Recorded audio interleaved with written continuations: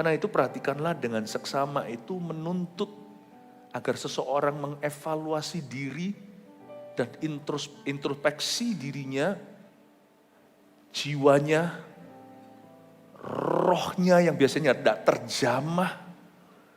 Dia masuk lebih dalam lagi, izinkan Roh Allah berbicara hati ke hati. Lalu setelah itu nggak berhenti di sana, kita akan membuat perencanaan dengan roh yang disegarkan, dengan jiwa yang diperbaharui. Kita membuat strategi, kita mulai renungkan, kira-kira hidupku ini sudah salah jalankah?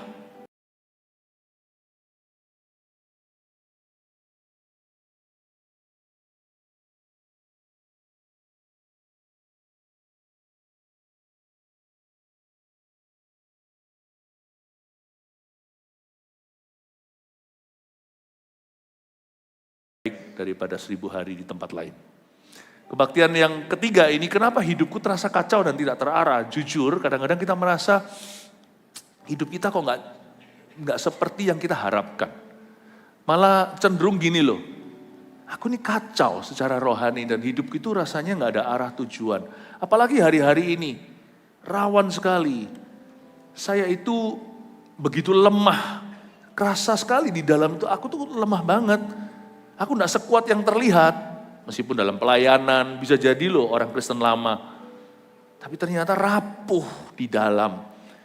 Dan terasa sekali hidupnya gak terarah, terombang-ambing, gampang terbawa suasana. Kalau itu kita, good news kabar baiknya, maka firman ini hari ini untuk Anda. Kalau Anda gak merasa demikian, puji Tuhan. Anda bisa pakai firman ini juga untuk menguatkan yang lain. Mari kita buka sama-sama surat Paulus kepada jemaat di Efesus. Efesus pasal 5, ayat 15-21 saya baca dulu. Karena itu perhatikanlah dengan seksama bagaimana kamu hidup. Janganlah seperti orang bebal, tetapi seperti orang arif. Dan pergunakanlah waktu yang ada, karena hari-hari ini adalah jahat. Sebab itu janganlah kamu bodoh, tapi usahakanlah supaya kamu mengerti kehendak Tuhan. Dan janganlah kamu mabuk oleh karena anggur menimbulkan hawa nafsu, tapi hendaklah kamu penuh dengan Roh Kudus. Dan berkata-katalah seorang kepada yang lain dalam mazmur, kidung puji-pujian, dan nyanyian rohani. Bernyanyi dan bersoraklah bagi Tuhan dengan segenap hati. Ucaplah syukur senantiasa atas segala sesuatu dalam nama Tuhan kita, Yesus Kristus, kepada Allah dan Bapa kita. Dan rendahkanlah dirimu seorang kepada yang lain di dalam takut akan Kristus. Kenapa hidupku terasa kacau dan tidak terarah? Pengakuan dosa. Gak apa-apa, bukan untuk mempermalukan seseorang, tapi supaya kita semua masuk dalam terang. Siapa di sini paling tidak sekali-kali merasa hidupnya kurang terarah? Oh gak ada ya, cuman saya ya. Oh iya, ya pasti ada. Sepada-pada tupai terbang sekali-kali dia nyangkut di pohon mana. Kita ini masih struggle sih, masih struggling, masih bergumul dengan diri sendiri. Selama kita masih dalam darah dan daging Hawa dan Adam, kita masih kita terus mengalami peperangan. Kebaktian setelah ini saya mau bicara kenapa ya hidup kok rasa kayak perang terus.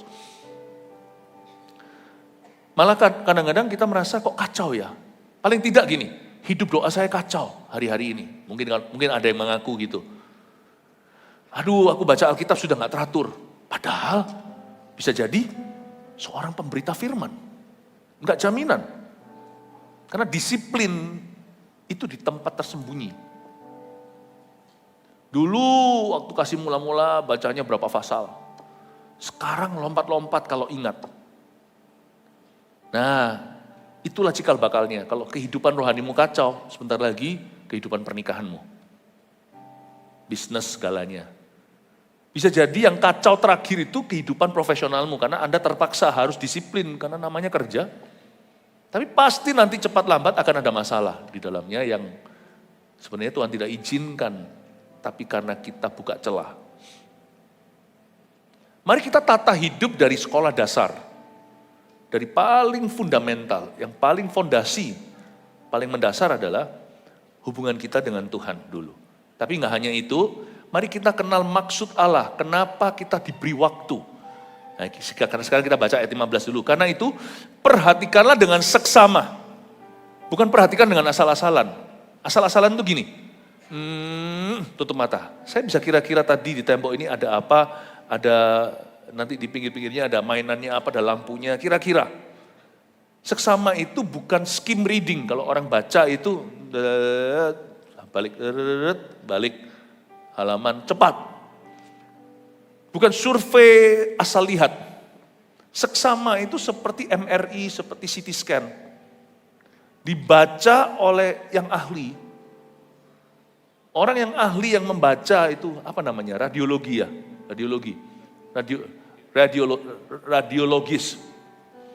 Itu sekolah loh itu. Bahkan ada mesin yang begitu dahsyat sekarang ya. Puji Tuhan rumah sakit kita semakin bagus.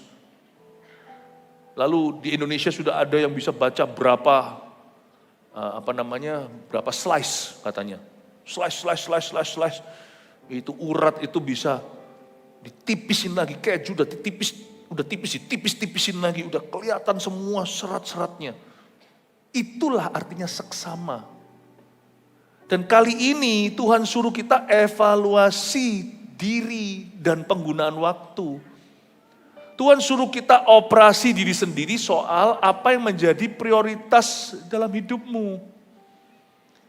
Hidup itu gampang sekali erosi. Kita jalan dulu sungguh-sungguh, tiba-tiba sekarang mulai asal-asal. Makanya itu kita itu perlu sekali ke gereja. Karena waktu kita ke gereja itu, kita di titik nol lagi. Bukan mulai dari bawah, tinggal melanjutkan pembangunan Allah dalam hidupmu, tetapi spirit kita dibuat seperti menerima sesuatu yang baru setiap minggu. Kita seperti buku itu masuk ke halaman putih. Kembali kita disuci kuduskan. Kita diisi lagi dengan Roh Kudus dan firman yang jadi rema-rema terkini. Itu disebut seksama. Seksama itu seperti itu. Kita perlu datang ke Tuhan, bukan hanya setiap minggu malahan. Tiap hari. Bukankah zaman sekarang ini orang jarang mau evaluasi diri, suka sekali ngurusin orang lain. Selidiki dia, lihat hatinya. Kita mulai hakimi motivasi orang lain. Lucu, selumbar di mata orang, kelihatan sebalok. Gede baloknya di mata sendiri nggak nampak.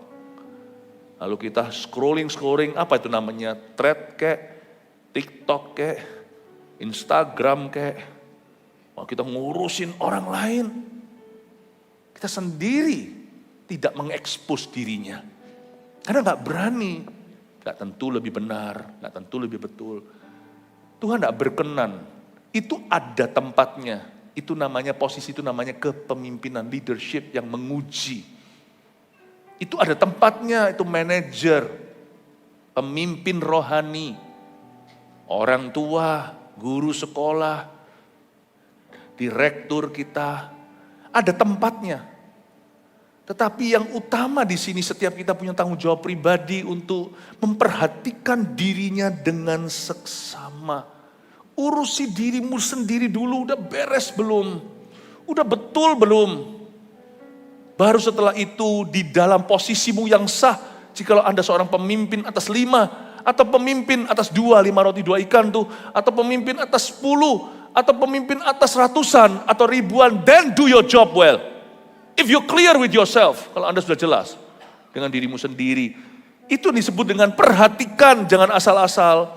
Perhatikan dengan seksama bagaimana kamu hidup, bukan orang lain hidup. How you live. Kenapa hidup kita kacau? Karena kita gak fokus. Dan kita gagal fokus atau salah fokus. Dulu saya gak ngerti itu bahasa anak-anak muda sekarang salfok apa sekali. What is that? Itu merek sepatu? Bukan. Salah fokus. Kenapa hidup kita terasa kacau? Karena segala sesuatu yang gak perlu yang kita urus. Tapi kita gak pernah urusin hidup kita. Kita gak pernah tata. Kenapa hidup terasa kacau, gak terarah? Karena kita ikuti semua mata arah angin. Mata angin dunia. Kita gak pernah mengikuti tuntunan Roh Allah yang begitu individu dan pribadi atas hidup kita. Perhatikanlah dengan seksama bagaimana kamu hidup. Kata jangan seperti orang bebal, katakan orang bebal. Kata bebal di situ, ya karena kita tahu semua bahasa Perjanjian Baru itu Yunani kuno, Perjanjian Lama itu bahasa Ibrani. Maka dikatakan orang bebal di situ punya konotasi bukan orang yang jahat saja. Ya, niscaya pasti dia lambat laun jadi jahat pula. Tetapi kata bebal di sana artinya orang yang berantakan. Kalau secara fisik mungkin orang yang compang-camping bukan berarti pakaiannya harus mahal atau baru, nggak tentu. Semua itu sebenarnya tergantung selera sih. Meskipun ada orang yang punya duit ya, tapi kalau dia nggak punya fashion sense ya, nggak punya selera fashion yang baik juga nanti nggak tentu bagus apa yang nempel di tubuhnya. Nggak tentu Anda harus beli sesuatu yang mahal untuk jadi baik, untuk indah dipandang, nggak tentu. Itu semua kan selera, ya itu selera. Makanya itu saya percaya Tuhan memberi nilai seni dalam diri kita. Kembangkan itu. Jangan iri sama harta yang orang lain punya. Hartamu itu talentamu. Kenali dulu, orang iri itu gak terarah. Kacau, pikirannya yang kacau. Ya. Orang bebal di sini, kata bebal itu punya arti berantakan. Kalau secara fisik nih, mungkin orang yang pakainya compang-camping, rambutnya gak disisir, gak pernah mandi, jarang keramas. Tapi kalau secara rohani, jiwa orang yang kacau gimana? Yaitu dia tadi yang seperti saya katakan, belepotan dia. Dia kemana-mana, he's everywhere. Bahasa Inggrisnya, Jack of all trades but king of none. Master of nothing. Itu kalau dulu kita main kartu itu ada yang J, Jack, itu ada yang Q atau Queen. Ada yang K, yang King, ada yang As. Ya. Dia itu Jack, segala semua bidang itu Jack bisa. Semua di mana-mana itu belepotan. Ada deh orang itu, selalu di sini, di situ, ngurusi semua yang gak perlu. Tapi dia gak pernah jadi king apa-apa, gak pernah merajai sesuatu. Dia tidak pernah menguasai satu bidang. Dia gak pernah bagus di satu bidang. Dia gak pernah dalam satu tugas, itu benar-benar beres, kelar, rampung, itu gak bisa. Jack of all trades, master of none. Orang yang belajar semuanya tapi asal-asal. Potong rambut bisa, masak bisa. Nari bisa, melukis bisa. Ceramah bisa. Public speaking maksudnya. Ya, bisa semuanya. Tapi gak ada satupun yang bagus. Asal bisa. Itulah orang yang belepotan. Belepotan gak tentu orang yang kotor. Tapi orang yang gak jelas. Sebutkan satu hal tentang orang itu, gak ada orang tahu. Bukan karena dia bisa segala sesuatu. Ada orang yang multi talenta. Tapi hanya karena kita gak bisa menemukan dia itu sebenarnya apa sih. Atau orang yang ngomongnya belepotan juga gitu. Sebenarnya yang dia keluhkan itu apa sih? Ini itu segala sesuatu keluh kesah. Kalau kita mau tanya sebenarnya dia itu kepahitan sama apa, kita gak tahu. Akhirnya kita ambil konklusi sesederhana ini. Saya gak tahu kepahitan orang itu apa. Hanya ini aja, orang itu pahit, titik. Udah gitu aja. Kita jadi gak tahu kepahitannya apa, jadi kita tahu dia pahit, gitu aja. Itu orang belepotan dalam perasaan. Alkitab mengatakan dengan sangat jelas, perhatikan bagaimana kamu hidup, jangan seperti orang BEBAL. Jangan seperti orang bebal. Orang yang berantakan, artinya prioritasnya salah, dan dia orang ini gak kemana-mana dalam kehidupan. Jangan jadi orang kayak gitu ya. Makanya sekarang ajari anak-anak kita yang mumpung masih SMP, SD mungkin terlalu kecil misalnya, tapi mulai kasih dia mimpi. SMP mulai bicara lebih serius. SMA kalau ada anak SMA, Anda mesti harus tahu jurusan apa, IPS ke IPA. Ya. Anda harus bisa menjawab. Nggak usah takut nanti, oh iya enggak, just make a decision. Kecuali kalau Tuhan memang punya rencana, tiba-tiba Tuhan bicara kepada Anda, anakku ada suara gitu. Nah itu tuntunan yang langsung begitu jelas. Kalau nggak ada tuntunan yang sejelas itu, belajarlah ambil keputusan di dalam Tuhan. Buat satu keputusan dan tekuni itu. Mau jurusan apa, sebut. Aku ke arah ini. Kemarin saya waktu di airport mau terbang ke Bali, ketemu sama, disapa sama satu pasang suami istri, saya tanya, oh iya, sekolah di mana gitu. Belajar apa? Geographic, apa ya? Geographic science atau apa. Wow, zaman saya dulu waktu masih sekolah, apalagi tante, papa, mama kita. Apa? Manajemen atau ekonomi? Sekarang namanya macam-macam. Geographic science. Apa itu? Tolong ngatur untuk yang rendah, daratan tinggi, daratan rendah, yang lembah, yang apa. Untuk konstruksi katanya. Untuk bikin gedung-gedung itu harus ada orang yang khusus untuk ngatur gitu. Oh, saya nggak ngerti gitu-gitu sekarang. Saya kata, wow. Saya nggak tahu dia memutuskan gitu gimana, apakah dia dengar suara Tuhan. Tapi saya pasti dia jelas mendengar suara hatinya juga. Jangan jadi orang yang bingung, kenali suara hatimu. Kalau Tuhan tidak berbicara super jelas seperti itu, berarti Tuhan bicara lewat suara hatimu. Dan diskusi sama papa mama, hai anak-anak muda. Aku mau jadi ini, mau jadi itu. Tekuni dan doakan sampai siapa tahu Anda dapat beasiswa. Berani ambil keputusan. Jangan jadi orang yang kacau, bingung, gak terarah. Nanti yang bingung papa mamanya. Anakku ini mau ngambil apa, aku gak tahu.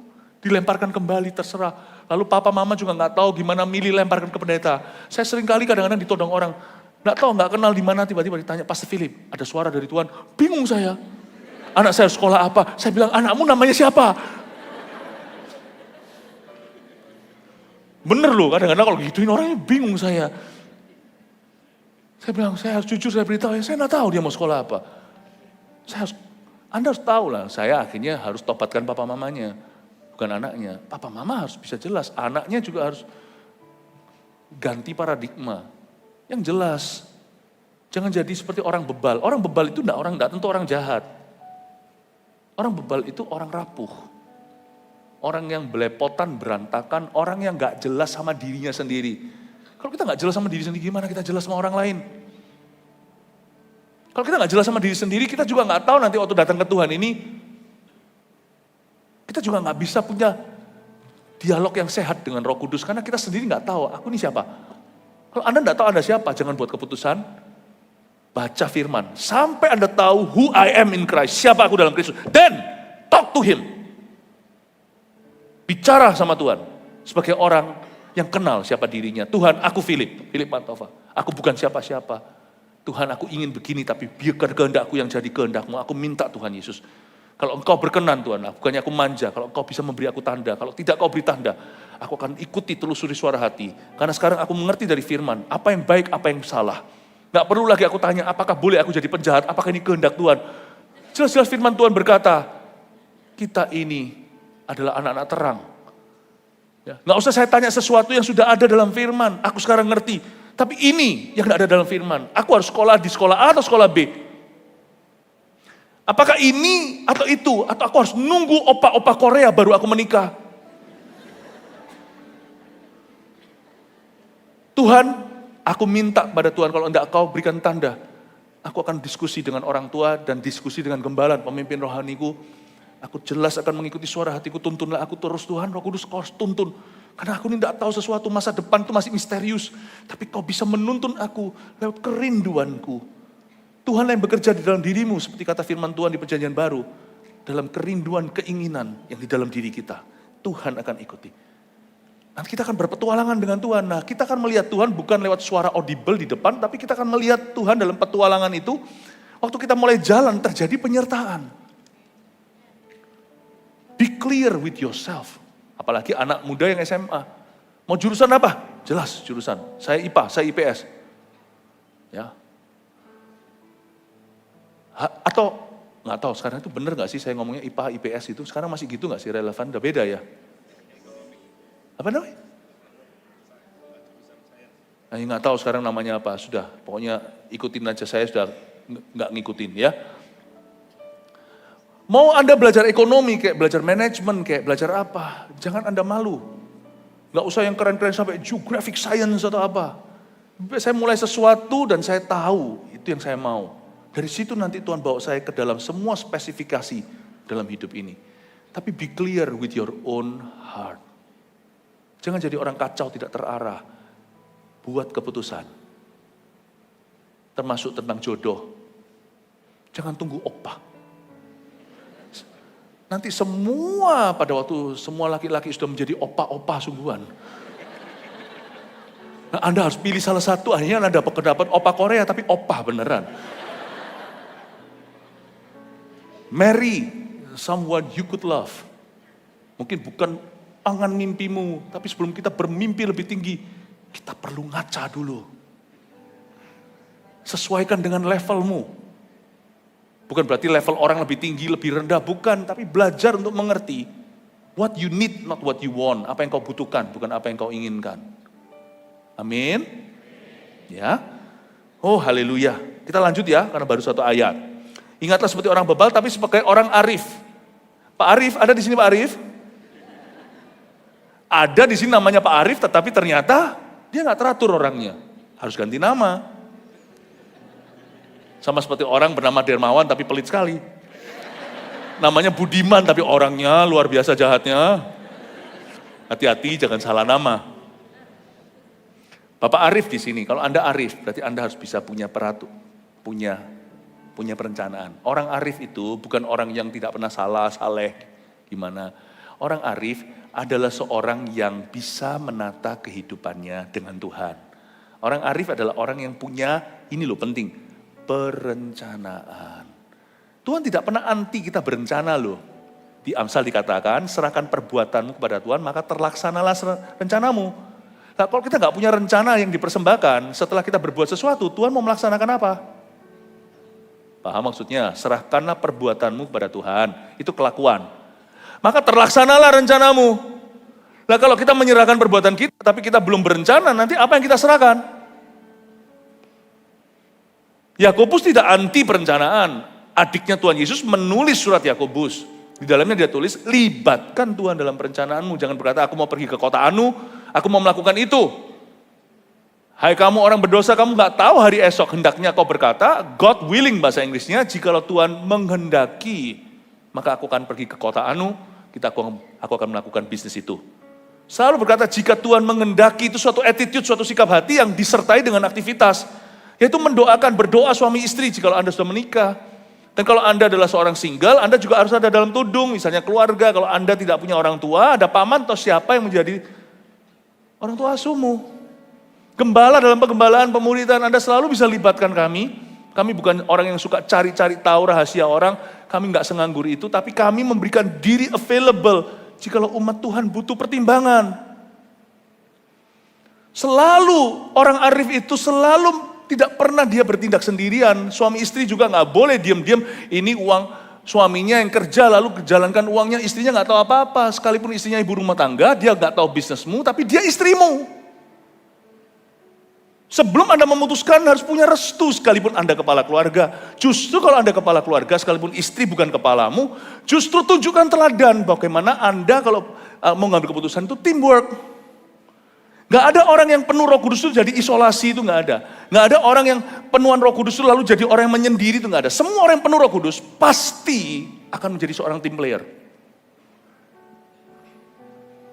Dia gak pernah membuat kita social distancing. Itu wabah, itu pandemi. Kalau orang itu dihinggapi Roh Kudus, dia bukan social distancing. Dia pasti akan socializing, bukan sosialita ya. Nah tentu sosialitas juga bukan jaminan kalau mereka tidak dalam Tuhan. Kita bisa haha, hihi, kita bisa basa-basi, namun sebenarnya di dalam saling dengki, saling gak suka, saling iri, gitu aja lu gaya, lu pamer. Makanya itu hubungan yang sejati itu dalam Tuhan, kelihatan orang itu care-nya itu genuine atau tulen. Gak tentu kalau orang-orang sama-sama sosialitas, siapa tokoh-tokoh masyarakat kumpul, gak tentu tulus. Tapi orang yang dihinggapi Roh Kudus, pasti socializing, dia nggak mungkin jadi anti-social club. Itu kan lucu, itu ironis itu, anti-social club. Jadi jangan sampai Anda menjauhkan diri dari orang-orang yang perlu Anda timba pertimbangan dengan orang-orang yang Anda perlukan untuk saling merestui, saling mendoakan. Orang arif adalah seorang team player. Dia pasti melibatkan, karena orang arif bukan orang sempurna. Orang arif akan mencari orang arif. Orang arif tidak akan mencari gossiper, tidak akan mencari hater. Orang arif pasti akan mencari orang-orang yang sesama arif, yang sama-sama niat hatinya ingin bertumbuh dan mencari kehendak Tuhan dalam hidupnya. Pasti dia jadikan mereka adalah sekawan, teman, dibutuhkan orang lain untuk kita bijaksana. Makanya ada perumpamaan Yesus yang berkata, ada 5 orang gadis bijaksana, 5 orang yang bodoh. Bodohlah, gadis-gadis bodoh itu yang bergabung mereka bersama-sama dengan yang lain yang bodoh. Udah bodoh kan harusnya mencari orang yang pintar. 5 gadis bodoh itu malah justru suka ngerumpi. Tambah bodohlah mereka padam api. Padam pelitanya ditinggal Tuhan pada akhirnya. 5 gadis bijaksana. Kenapa kalau Tuhan Yesus membuat perumpamaan gak mau buat 1 aja, lebih gampang kan? 1 gadis bijaksana, 1 gadis bodoh. Harusnya 1 lawan 1, apple to apple kan? Tapi kenapa Tuhan berkata 5 dengan 5? Dibutuhkan orang lain untuk kita lebih bodoh. Dibutuhkan orang lain juga untuk kita menjadi semakin bijaksana. Orang arif pasti akan cari orang arif. Makanya itu ada ayatnya. Mazmur berkata gini, bukankah orang-orang kudus di negeri ini adalah sukacitaku setiap hari? Tapi kutiadakan orang-orang pembual, kutiadakan mereka pembuat kejahatan. Itu bicara dari sisi seorang raja. Daud berkata, aku habisin mereka. Artinya bukan eksekusi, maksudnya aku habiskan mereka dari hidupku. Mereka adalah ladang misi, tapi mereka bukan teman sekawanmu. Jangan bergaul sebagai teman sepadan dengan orang-orang yang tidak beriman. Atau mereka yang lebih parah dari orang yang tidak beriman adalah orang-orang yang pura-pura beriman. Jadi orang Kristen tapi sebenarnya jahat hatinya. Jangan kau bergaul dengan lidah jahat, lidah bercabang. Jangan kau bergaul dengan racap yang tidak imbang. Nangkep ini ya Bapak Ibu? Ada Pak Arif di sini? Puji Tuhan, semoga Anda sungguh-sungguh arif. Haleluya ya. Anda ditanya hari ini di gereja belajar apa? Belajar bahasa Indonesia.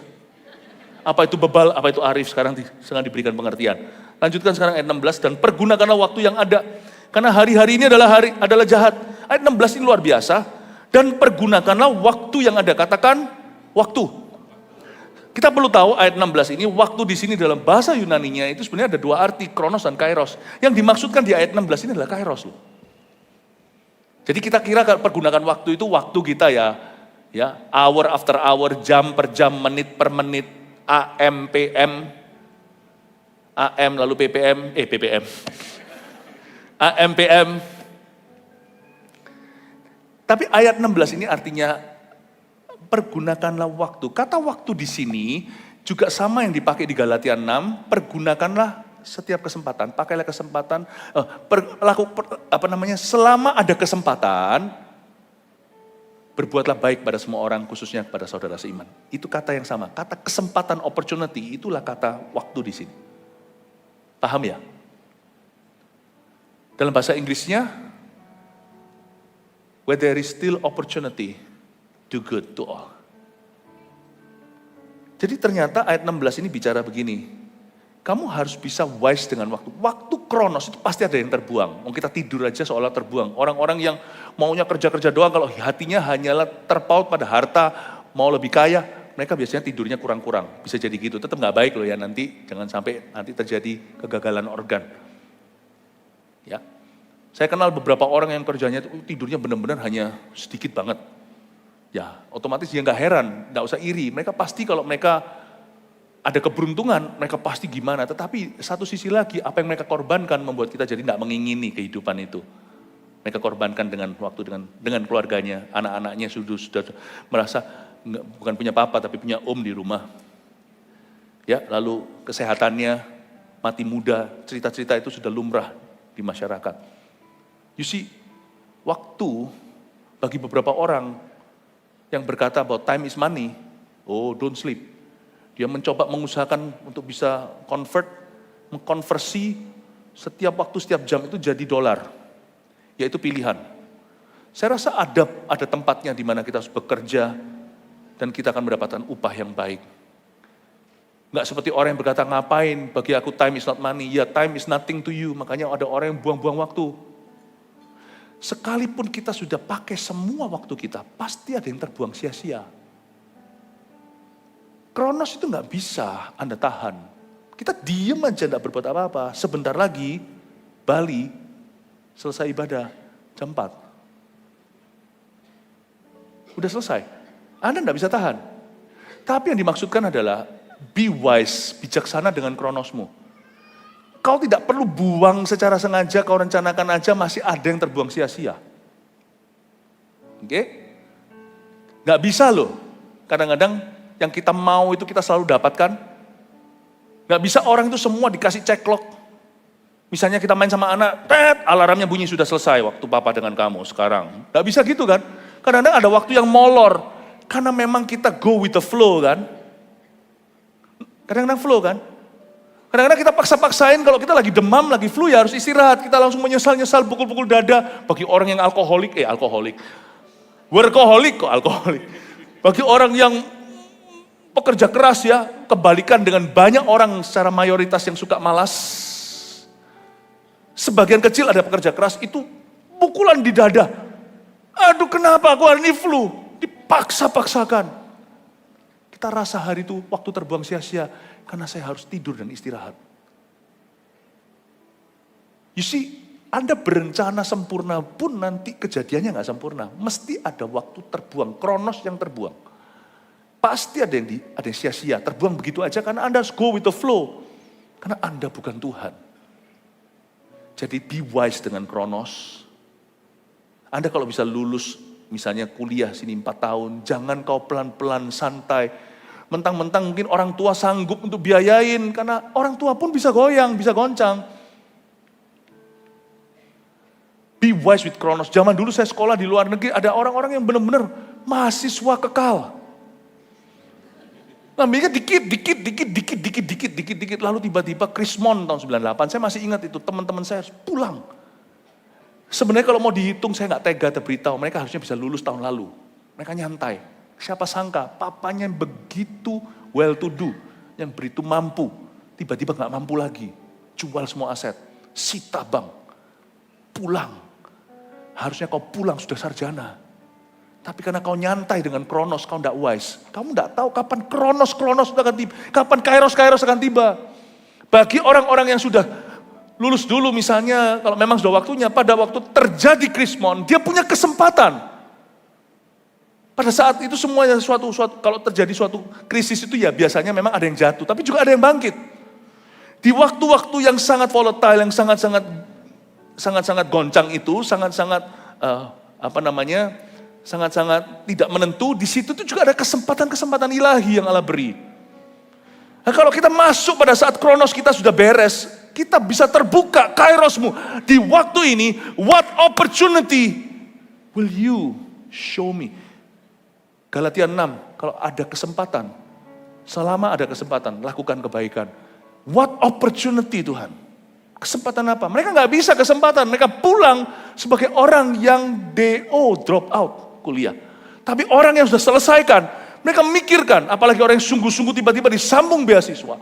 Orang-orang seperti itu atau pulang kembali, mereka berkata, opportunity apa yang kiranya Tuhan buka? Di waktu kesempatan seperti inilah, aku memperoleh kesempatan yang sama anak orang miskin, anak orang kaya. Ini yang disebut di sini, kairos. Pergunakanlah kairos yang ada. Karena hari-harinya adalah hari jahat. Biasakan dirimu, kalau saya sama istri saya punya agenda. Agenda kami masih manual. Jadi ya dulu saya bercanda. Karena sampai sekarang saya juga nggak tahu gimana buka laptop. Maaf ini, saya memang begitu. Istri saya bisa, anak-anak saya bisa semuanya. Mereka bisa semuanya. Laptop saya itu agenda saya ada. Itu kalau dibuka gini kayak laptop. Tapi itu buku, sudah nggak produksi lagi. Itu sekarang kalau setiap tahun saya hunting cari agenda gitu udah jarang lagi. Udah mulai pelan-pelan dunia ini menghapus kertas. Saya masih butuh kertas. Kenapa saya suka? Karena ada satu halaman dibuka begini, setahun semuanya. Yang utama setiap bulan saya tulis di situ. Saya tahu nanti bulan depan saya kemana, di mana, pulang kapan. Lalu habis itu, dari situ ada harian. Tanggal sekian hari Jumat, tanggal sekian hari Sabtu, tanggal sekian, semua sudah tertata. Tiap hari saya punya target. Tiap minggu saya punya target, tiap bulan saya target. Mungkin sekarang Pastor Philip sudah sibuk, bisa begitu. No, dari dulu sebelum saya sibuk, saya sudah menyibukkan diri.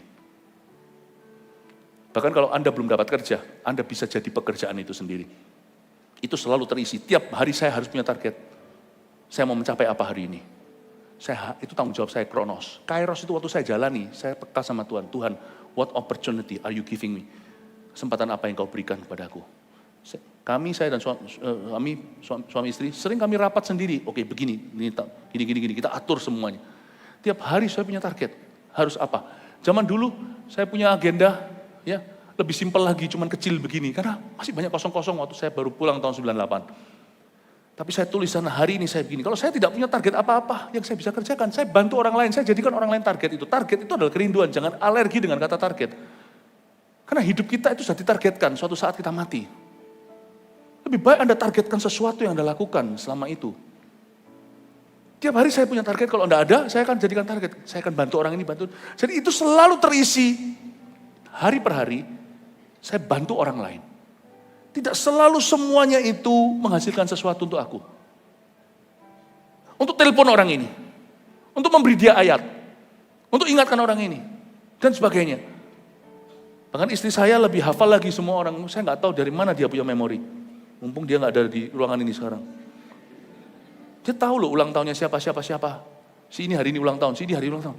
Wih, memori ulang tahun berjalan. Saya buka di agendanya, itu semua isinya, semua kebutuhan jemaat, keperluannya, doa, apa semua untuk jemaat. Ini lagi ulang tahun begini, ini menikah, kapan saya? Waduh. Saya lebih seperti proyek-proyek, dia lebih ke orang-orang. Saya senang, dari sejak awal kami waktu pacaran, kami sudah kayak begitu. Kami duduk itu bukan ngomong apa yang sia-sia. Kami duduk ngomong tentang apa yang kita mau capai segalanya. Makanya saya senang, saya ketemu seperti sparring partner saya, orang yang bisa sama-sama duduk untuk membangun sesuatu dalam hidup ini. Sekalipun waktu itu saya belum sibuk. Kami sudah bicara setiap hari, apa yang kita mau capai untuk Tuhan, gimana kami akan mempergunakan waktu. Karena bukan hanya alasan itu, karena ada setan di hidup ini. Karena Alkitab berkata, pergunakan waktu yang ada karena hari-hari ini adalah jahat. Tahu enggak, orang-orang yang disikat sama setan bukan orang jahat. Orang jahat akan otomatis nempel sendiri sama setan. Orang-orang yang tidak gunakan waktu, cepat lambat akan jatuh korban. You must use your time. Because the time is evil. Waktu ini sekarang adalah waktu yang jahat. Amin Bapak Ibu. Saya beritahu sama anak saya Jeremy. Saya bilang kamu jangan pacaran dulu. Ya Dad. Karena kamu tunjukkan kasih kepada Tuhan dan kasih kepada jemaat dulu. Kalau kamu memang suatu hari mau bantu Daddy, kamu harus mengasihi jemaat seperti Daddy mengasihi jemaat. Baik Dad. Dia langsung tahu harga yang harus dibayar. Saya bilang sama dia, kamu sekolah sungguh-sungguh cepat lulus. Dia umur 20 sudah master. Sudah lulus S2. Dia pergi, dia ngomong sendiri sama profesornya waktu itu ngomong sama, itu beritahu visi-visinya sampai mereka bukan karena saya. Profesornya semuanya itu sampai kepada presidennya, sampai semuanya itu sampai jatuh hati. Lihat kesungguhannya, dia sampai lompat kelas, makanya dia bisa mulai dengan awal begitu, dia langsung kuliah. Dan waktu pandemi saya masih ingat dia bangun orang-orang subuh-subuh dia bangun, dia sekolah, dia ngambil online ini, dia cicil ini itu supaya dia cepat lekas. Saya beritahu sama dia kalau kamu bisa cepat, kamu cepat, jangan kamu lamban. Oke, karena kenapa? I'm waiting for you. Saya tunggu. Lalu saya beritahu sama dia, kamu jangan buang waktu. Tidak ada waktu, Dad. Aku tidak ada waktu terbuang, Dad. Karena sekolahku banyak beratnya. Ya tahu, tapi tetap kan ada waktu. Karena di sana kamu nggak terlalu banyak karena kamu ada di Tulsa. Itu benar-benar di desanya Amerika. Kamu di situ nggak ada di sana, nggak ada urusan gereja serumit seperti hari ini yang Mami Daddy lakukan kan. Kamu nggak akan terlalu banyak diganggu dengan itu. Jadi kamu pasti ada waktu yang ekstra sisa. Apa yang sekolah lakukan? Doa. Setiap hari buat target. Jadi dia buat target itu di depannya, ada dindingnya. Pernah sekali dia waktu saya video sama dia, kelihatan di dindingnya itu ditulis di sini GMS Medan, Batam, mana semuanya, Sulam Papua, semua Kupang ini semuanya. Dia bilang, ini minggu ini saya selesai doain ini. Besok saya selesai ini. Waktu yang ada sisa dipakai untuk doakan Sulam Papua, dipakai untuk doakan Kupang, dipakai untuk doakan Batam, dipakai untuk doakan Palembang, dipakai untuk doakan Manado, Makassar, untuk Ambon, untuk Jayapura, dipakai doa. Nah semakin banyak gerejanya, semakin sibuk dia. Tiap hari dia doa berjam-jam untuk itu. Saya bilang gak ada waktu untuk pacaran, nanti aja kalau kamu sudah pulang. By the way, anak saya masih single. Saya mau membuat altar call, untung dia gak di sini. Dia sekarang di pelayanan di GMS Medan. Dia khotbah 9 kali, kemarin 2, hari ini 6 kali dia. Berapa? 7 kali, hari ini 7 kali dia. Ya saya cuma 3 kali di sini, dia 7 kali ya, papanya yang bolos. Saya pakai waktu untuk doa. setiap hari dia selesaikan gereja lokal, dia doa di depan Tuhan. Dia report ke saya, beritahu apa-apa yang dia dapat dalam doa. Dia belum busy waktu itu, belum pendeta. Masih mahasiswa sekolah teologi ya. Tapi saya dan kami sudah membuat kesepakatan. You make yourself busy. You don't find work, kamu gak usah cari pekerjaan. Kamulah pekerjaan itu. Kamu cari pekerjaan itu. Pergunakanlah waktumu, hai orang-orang muda. Bapak ibu sekalian di sini juga pasti akan ada waktu sisa. Sekalipun kita semua kerja keras pasti. Jangan dipakai waktu untuk scrolling. Pas sudah pulang ada orang, ada anak, semuanya kita jadi orang yang mengautiskan diri sendiri. Kenapa? Kita harus masuk ke dunia sendiri. Sedangkan di samping kanan kiri kita sudah tunggu diajak bicara. Gak apa-apa ada waktunya, kasih waktu untuk itu, tapi jangan setiap waktu.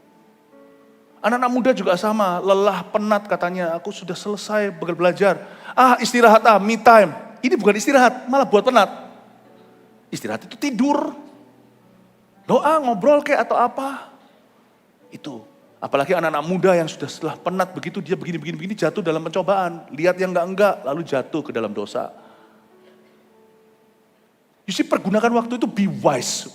Termasuk apa yang kau isi saat kau tanda kutip sabat. Sabat itu enggak tentu bicara soal hari, waktu hari Minggu kita ke gereja, tapi waktu-waktu Anda break.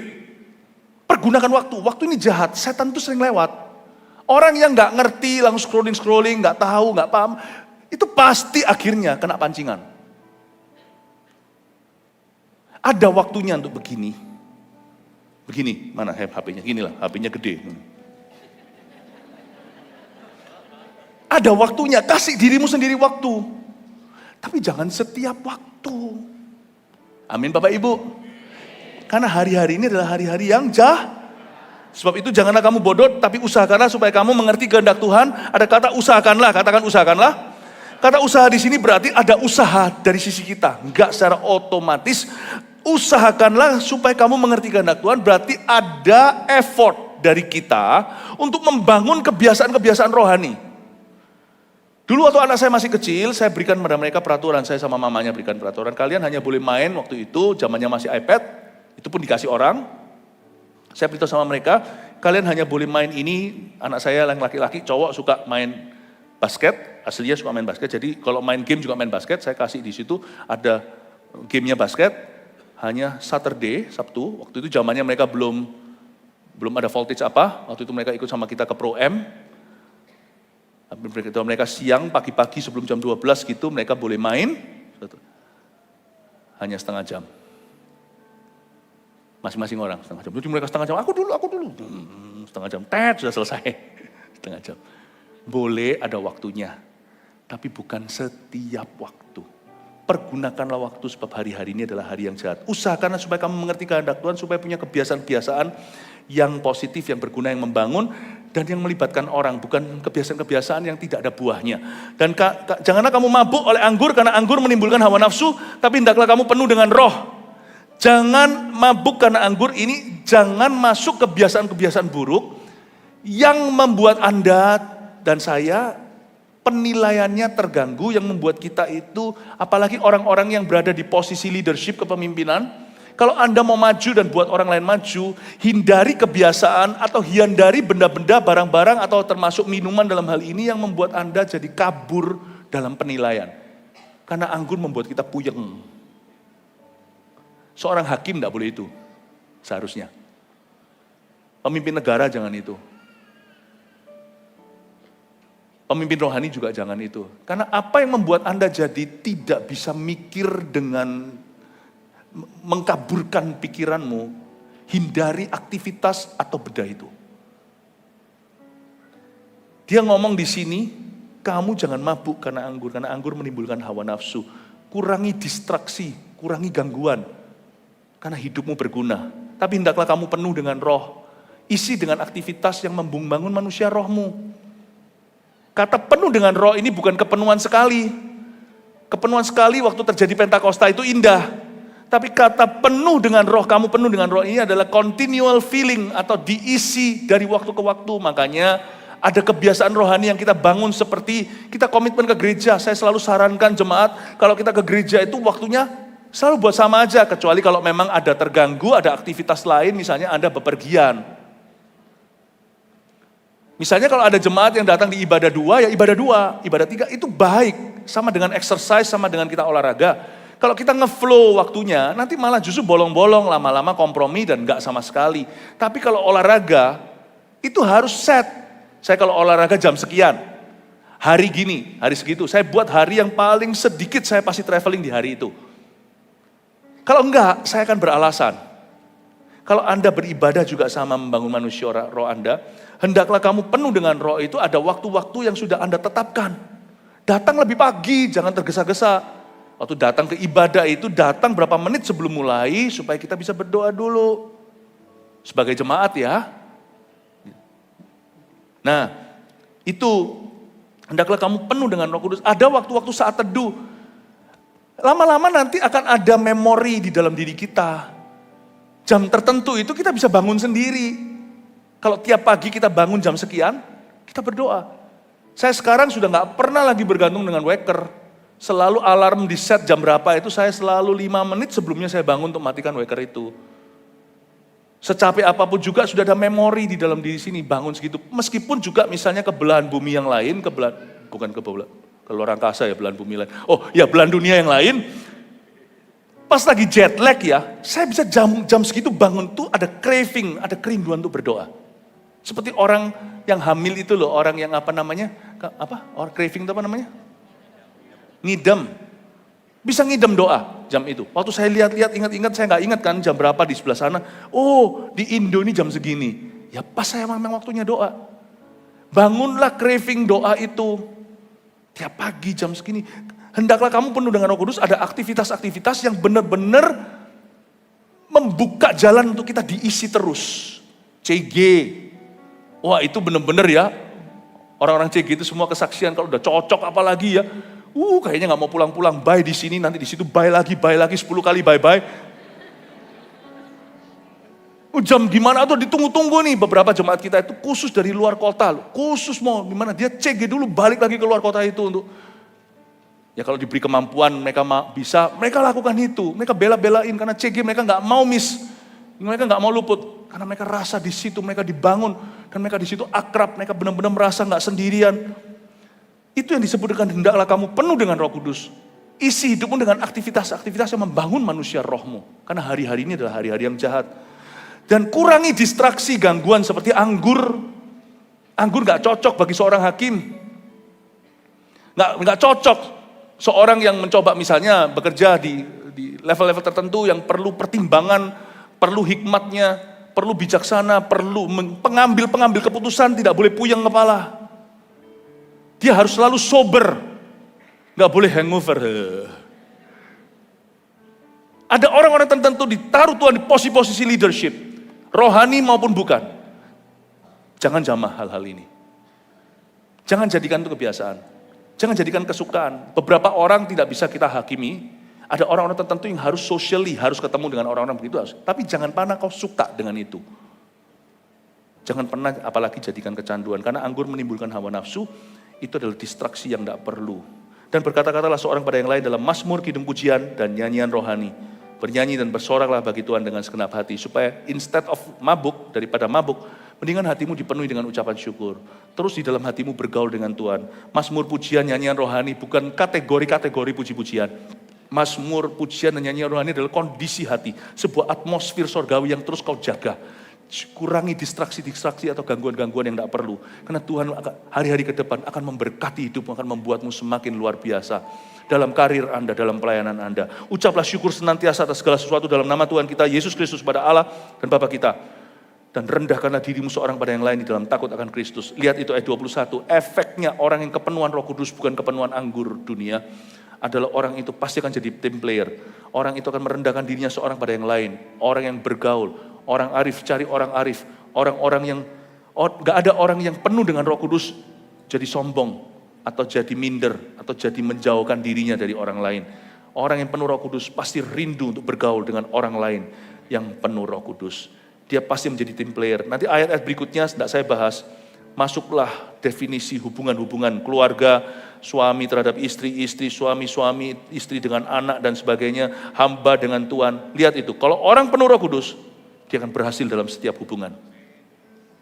Sekarang saya jelaskan kenapa hidup ini. Sekarang kasih empat poin rangkuman. Kenapa hidupku terasa kacau dan tidak terarah. Ini adalah summary atau ini adalah rangkumannya. Number 1, hidup kacau karena arah dan prioritas hidup yang salah. Pastikan ini tidak terjadi lagi dalam hidup Anda. Waktunya sudah dekat, Tuhan sudah mau datang. Jadi hidup itu nggak kacau dengan sendirinya. Hidup itu kacau karena ada alasannya. Arah hidupnya salah. Prioritas hidupnya yang salah. Kenapa ya ada orang kalau rohaninya nggak bisa tumbuh ya? Karena ada paradigma harus dicabut. Karena itu adalah belenggu pikiran yang menentang pengenalan akan Allah. Ada orang punya pendapat gini loh. Ini jadi prinsipnya, celakanya. Tunggu dulu. Aku mau kaya dulu. Setelah aku kaya nanti aku layani Tuhan. Nah itu sudah salah. Itu sudah salah. Itu sudah menaruh kekayaan sebagai prioritas number 1. Sedangkan Tuhan berkata, carilah dulu kerajaan sorga. Loh nanti kalau aku cari kerajaan sorga, aku jadi malas kerja. Jangan salah. Adakah orang yang minum Kristus keracunan? Adakah orang yang penuh Roh Kudus lalu malas kerja? Enggak, malah sebaliknya. Salah, ada orang yang begitu pikirannya. Aku mau dulu. Lihat ya, anak muda yang punya pikiran gitu ya. Bagus. Saya mendingan punya kuda daripada keledai. Keledai itu didorong, ditendang juga nggak bisa, nggak mau maju-maju. Tapi kuda itu kadang-kadang, apalagi kuda liar, itu perlu dijinakkan, dikasih penutup mata. Nggak apa-apa, tapi tetap harus dididik. Anak muda yang berkata begini, daripada anak muda yang tidak punya drive, nggak punya dorongan, ya udahlah, terserah mau apa. Ada anak muda yang begini, saya pernah ketemu beberapa, dia ngomong begini, aku nggak mau dulu pacaran, aku nggak mau gini, bukan nggak mau pacaran, nggak mau dulu, aku melayani Tuhan nanti setelah aku kaya. Aku harus berhasil dulu pekerjaanku. Jadi lihat ya, nanti akhirnya dia sama jodoh yang dari Tuhan selalu papasan. Tidak pernah ketemu. Dia selalu tidak pernah jodoh dengan semua yang Tuhan sediakan tepat pada waktunya. Karena orang ini prioritasnya salah. Prioritasnya salah. Aku baru melayani Tuhan setelah aku kaya. Aku baru begini-begini. Nanti lihat ya, pada waktunya dia selalu telat. Lah kan dia mau suatu hari buat apa? Punya istri, trophy wife apa? Atau istri itu merupakan piala? Bukannya Tuhan berkata di Maleakhi, setialah pada istri masa muda. Kata masa muda di situ, bukan istri muda ya. Istri masa muda adalah orang yang membangun bersama. Tidak mulai dari 0 tentunya. Umur 14 udah mau pacaran, umur 12 apalagi umur 9. Ngawur, jangan. Tapi orang kalau sudah nggak perlu sampai dia udah punya apa, punya rumah, punya mobil, punya apa segalanya. Asal Anda sudah punya tanggung jawab atas hidupmu, punya pemasukan tetap, sudah bukan di usia sekolah. Pernikahan itu bisa dilangsungkan kalau sudah sama-sama sepakat dan bertanggung jawab. Jangan tunggu sampai nanti aku sudah kaya raya, aku jadi konglomerat, aku sudah punya ini, punya itu, nanti yang mau sama kamu, mau sama Anda, itu orang-orang yang punya mau. Itu namanya trophy wife, not a real wife. Itu Barbie. Bukan membangun bersama. Karena Tuhan tidak izinkan Adam itu kelar dulu semua itu yang namanya zoo atau semua kebun binatangnya. Dikasih Hawa di tengah-tengah jalan. Ketika Adam sudah mulai bekerja, supaya mereka sama-sama menaklukkan bumi. Kalau ada anak muda yang punya pendapat seperti itu, lebih baik daripada anak muda yang malas, tapi sama-sama nggak baik. Pada ujungnya sama-sama akan telat.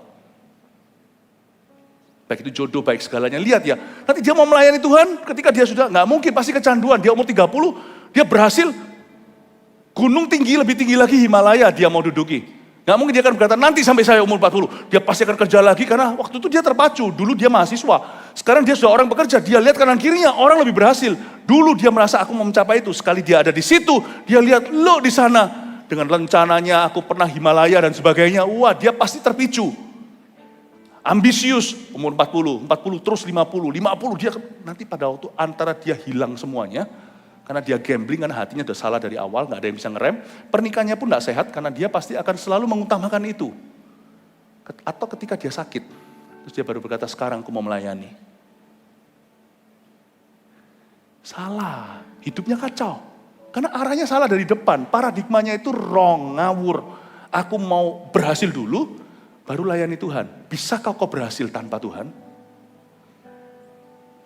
2. Evaluasi dan rencanakan penggunaan waktu setiap hari. Tolong pastikan nggak perlu ada distraksi. 3, cepat aja. Kurangi distraksi atau gangguan yang nggak penting. Orang Indonesia jangan banyak nganggur. Ingat ya, tapi aku pengangguran, itu pilihan. Anda nggak punya pekerjaan, bukan pengangguran. Belum punya pekerjaan, jadilah pekerjaan itu. Bahasa Inggrisnya gini sih, susah untuk di Indonesia kan. If you don't have any work to do, be the work that will bless other people. You be the work that bless other people. Saya bersyukur untuk masa pandemi. Itu seperti ya, Tuhan menghentikan matahari bagi Yosua dan kawan-kawannya. Saya langsung bersiul berkata pada semua pemimpin yang ada, ini waktunya sekolah. Karena dulu Pastor Sam ini sekolahnya apa? Dia ini kan benar-benar disaut sama Tuhan. Siapa lagi disaut sama Tuhan, yang engineering, yang apoteker. Dulu sekolah apa? Oh, dulu sekolahnya annoying katanya. Oh, bukan. Accounting ya, accounting. Jadi sekolah apa disambar. Saya itu nggak ada waktu karena kita tambah besar. Kan nggak mungkin jemaat, bentar ya jemaat saya cuti 2 tahun, saya sekolah lagi. Nah, jemaatnya di sini 2 tahun. Udah ada yang lahir, ada yang mati. Ada yang kawin, ada yang nikah. Nggak bisa kan. Pandemi. Tetap pelayanan dijalankan. Tapi gamenya berbeda. Saya beritahu sama mereka, waktunya sekolah semuanya, sekolah. Semua gembala regional kita sambil S2, master semua. Dalam ministry, dalam leadership semuanya. Dari sebuah university yang bisa korespondensi di Amerika, langsung habis itu nanti tinggal wisudanya di sana. Itu pun nabung mereka, kita nabung sendiri. Satu-satu tuh nabung berapa tahun. Waktu mulai kuliah sudah mikirkan untuk wisuda, sudah mulai nabung. Ya. Saya bersyukur. Ada momen di mana ketika nganggur, enggak nganggur bener karena waktu pandemi itu justru pelayanan kita luar biasa. Waktu pandemi itu saya sendiri khotbah itu 18 khotbah baru setiap minggu. Waktu pandemi. Hari ini di sini tiba-tiba sudah ada di Taiwan, di mana? Karena lewat yang namanya Zoom dulu. Ya, lalu habis itu saat teduh dan sebagainya, nggak ada yang nganggur. Tapi saya tetap S1, mereka semua S2, saya yang kerdil sendiri. Karena ketika mereka sekolah, saya kerja mati-matian. Mereka sekolah. Bersyukur. Pasti ada alasan Allah kenapa hari ini kau masih nganggur. Isi dengan sesuatu. Tanya sama Roh Kudus apa yang menjadi kehendak Allah. Why? Kenapa Tuhan? Aku barusan gak lama lalu di PHK. Why? Kenapa bisnisnya shrinking? Kenapa bisnisnya menyusut? Why? Isi. Amin. Kurangi distraksi, gangguan yang gak penting. Buang itu semuanya. Kita semua orang-orang pilihan Tuhan. Bangun dulu kebiasaan rohani yang konsisten. Oke. Kalau ada yang sakit, Tuhan, hamba-Mu berdoa minta kesembuhan terjadi saat ini juga. Aku percaya di dalam bilur Yesus ada kesembuhan, ada kemenangan, ada pemulihan terjadi Tuhan. Terima kasih Bapa. Mari angkat kedua tanganmu sidang jemaat terkasih, pulanglah, terimalah berkat. Kasih yang dari Allah Bapa, anugerah kesetiaan dari Yesus Kristus namanya. Dan pertolongan dari kuat kuasa Allah Roh Kudus yang akan menyertai hidupmu sepanjang hari ini sampai selama-lamanya. Maka apapun yang kau lakukan ketika kau takut akan Tuhan, dibuatnya semuanya berhasil. Terima berkat ini dalam nama Yesus Tuhan. Haleluya. Amin.